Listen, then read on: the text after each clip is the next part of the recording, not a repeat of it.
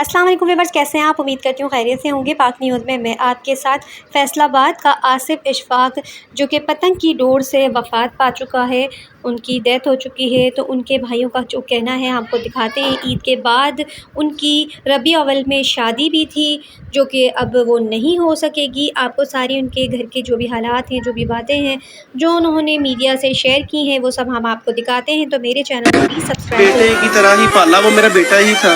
मेरा बेटा ही क्या है, मेरा भाई नहीं गया। मुझे पता है कि मेरा कौन गया है, उनको नहीं पता। पतंग उड़ाने वाले का एक मजाक, एक शुगल, एक गेम हो गई है। हमारी नस्लें उजड़ गई हैं। उसकी एज 22 साल थी, उसके बारे में बताएं कितनी एज थी? 22-23 साल होगी, एग्जैक्ट यही है, इससे ज्यादा नहीं। बच्चा है अभी, तो बिल्कुल यंग जनरेशन है। और हमने सुना है कि उनकी ईद के बाद शादी का प्लान था। हाँ जी, बिल्कुल शादी का, रबी अव्वल में शादी करने का प्लान था, बिल्कुल।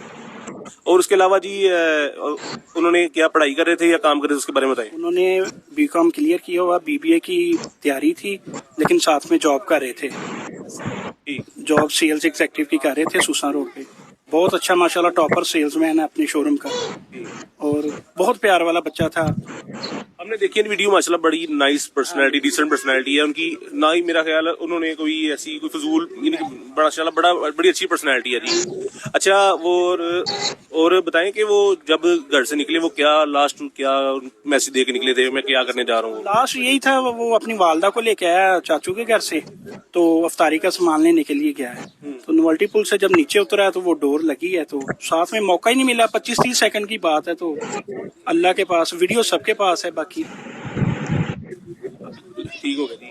अब इसमें तो ये कत्ल पूरे मुल्क ने किया है, हम तो ये कह सकते हैं। इसके सारे जिम्मेदार है, ना कोई पंजाब पुलिस है जिम्मेदार, ना कोई सिंगल पर्सन है।